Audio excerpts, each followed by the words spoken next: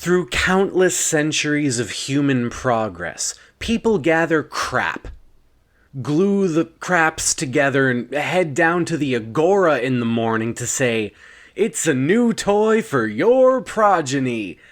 The part that looks like it was scraped off an oak, that's, you use that to pretend you're fighting Kronos." And today, a big shot marketing bozos hold up a Ziploc full of sand and go, "Hey, your favorite basketball player keeps one of these in his locker, so $50. I'm a grown man, I'm no better. Are you? Are you in possession of any strictly decorative items? Maybe a statuette above your mantelpiece fireplace location? People think it's religious, but it actually represents Tchaikovsky's mom seeing the Nutcracker for the first time. Like, yeah, I'm classy. I found a way to communicate that information to anybody getting warm in front of my fire. Chilly folks stop by, go, "Hey, what cult's that?" And you're like, "Oh, it's the cult of class. Guess you haven't joined yet." And if you're not the type to strew your home with nicks or knacks, people will foist them upon you all the same. Come the birthdays, the holidays, they think, time to find some tree bark titans for this human adult to play with. Hey, you remember, I don't know, Beethoven? And you're like, rings a bell. They say, "Well, okay then, this is a picture of Disco Stew crucified on a cactus. Has something to do with Moonlight Sonata. The painter said he was a fan." And you're like, tack it to the wall, auntie. And then Thomas, he comes by, he says, "Hey, error detected. Where's that cool wall art that I got you with the anime girl shaving her friends? Sweeney Todd-Chan. Akuma no Sweeney Todd-Chan 6. Fleet Street Monogatari. She founds the barbering club at her high school. The literature club and the tennis club filled up pretty fast, so all these transfer students join.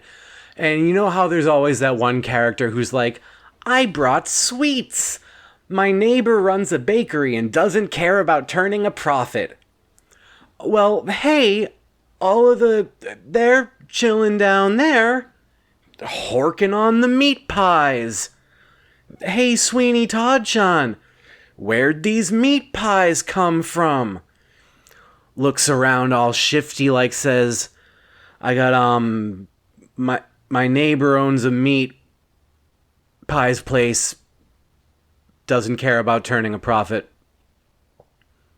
Soon even the principal's asking for a shave. Complimentary scalp massage, aloe vera in the shaving cream, and an aroma of fresh dinner wafting from the unused classroom next to the library. I mean, half the plots are just about, oh, we got exams coming up. There's that one episode where they go to the beach. There's barely any shaving in that one. There's literally no shaving in that one.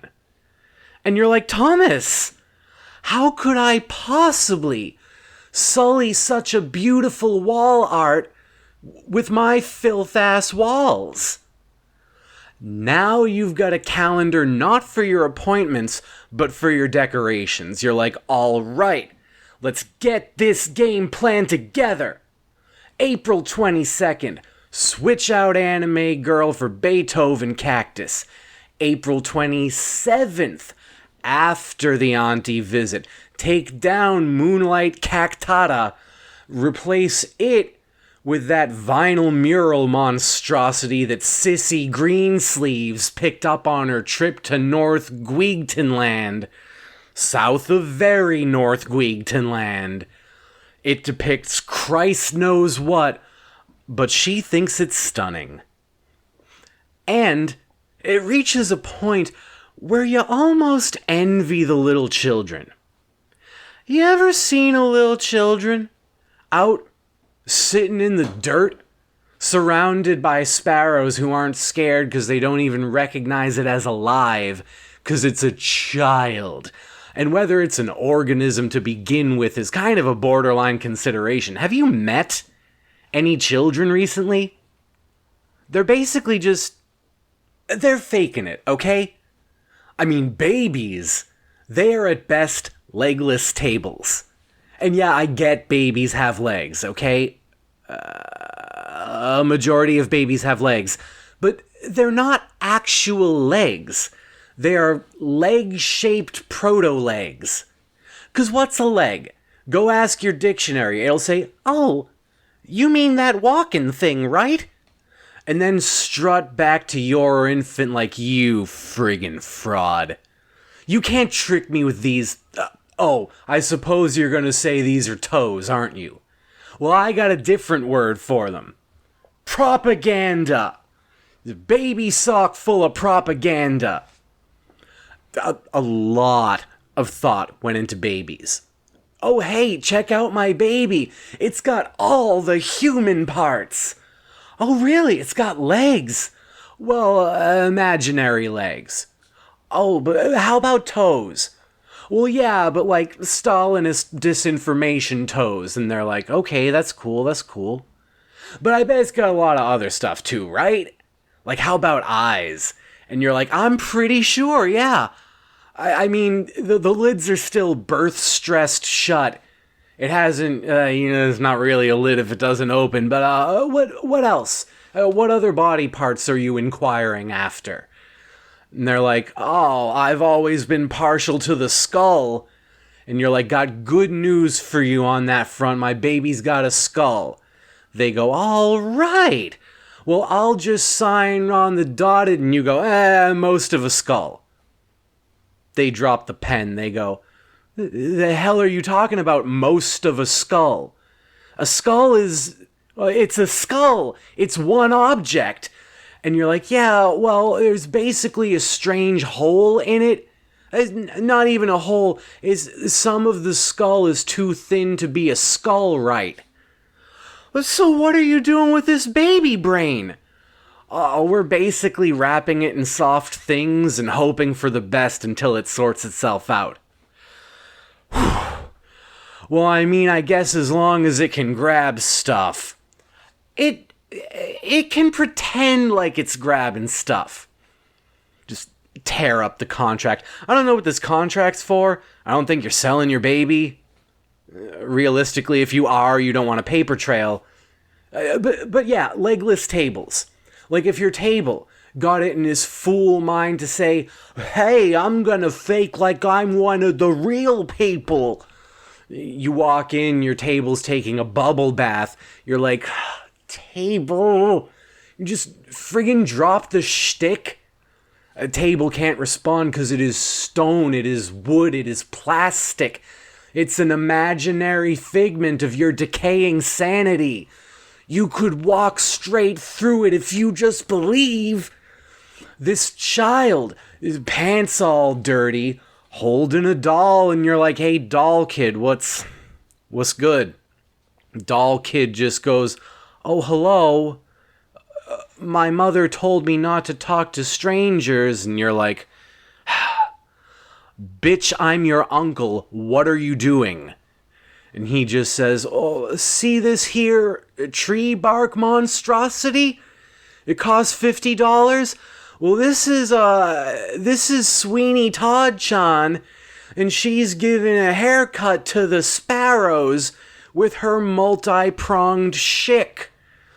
And you're like, all right, that's some real, I don't know, what are the kids saying these days? There's some real frigid ice cream there, Bill. Where's the shick? And he's like, it's right here, and just waves the doll, and you're like, this is a real problem with the commutative property going on here. You see that, right? You're telling me Sweeney Todd-Chan is face hair removal device? I've only seen a couple episodes, kid, catch me up here. The kid just giggles like that's a friggin' answer, goes back to waving around garbage. That kid is getting actual use out of the garbage. Don't get me wrong, it's bad use, it's stupid use, but it's something. I, meanwhile, have a beach towel. The picture of a parrot on it, like there's parrots at the beach. The parrot is wearing a sombrero, like there's parrots in Mexico. There actually might be parrots in Mexico. A parrot's got a hat on. Also got an AC/DC tattoo. Who is this towel for? I'm gonna tell you right now, not for me. I am not the target demographic for this ass rock bird. And yet somebody in my life who loves me very dearly and whom I love just as much, if not more, saw it and thought of me. Will I ever dry my body with this towel?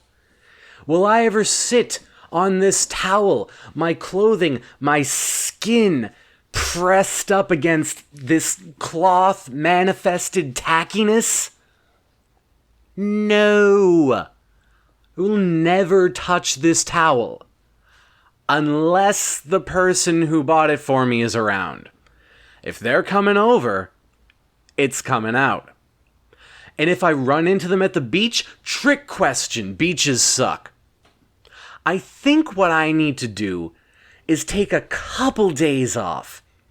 Couple of days off from talking to people, from these decor appointments on my calendar. Take everything off the walls and adore them in their unadorned brilliance. Because the greatest decoration this world could ever offer is emptiness. Emptiness gets a bad rap. And I can kind of see where people are coming from on that. However, if you view the wall itself as the art, for is walls not that? Then you don't need to put more art on it. No one's taping an X-Men comic to a Van Gogh. And I'm not saying to keep it that way forever. You don't want blank wall forever. Them things start talking to you. You go a couple months, no pictures on the walls, no mirrors, no vinyl, no towels. The walls are going to be like, psst, you should chew on your toenails. And you'll say, that's just, first off, ew, but secondly, no. And the wall's going to say, got anything better to do? You should chew on your toenails real quick. Walls, I don't have time for this. Yeah, that's why I said real quick, just a little chewing. I mean, chances are you won't follow their advice. But the fact that walls are giving you advice in the first place is maybe a sign that things have gone a little bit bonkers. Then you don't deal with that. You walk in one day, the wall says, hey, forgetting something? You're like, oh Christ, what now, wall? Wall says, happy birthday. I got you a little gift. The table chipped in. And there, between the table and the wall, is a package. And you think to yourself, that one's not real. I'm gonna walk right through it. But it's real. It's there. You open it up, and it's just...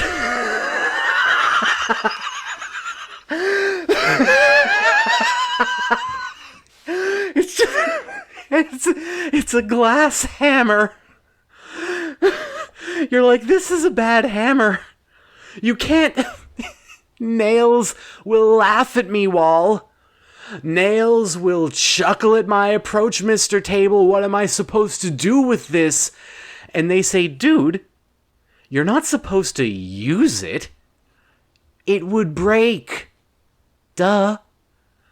It's decorative. And then you're right back where you started.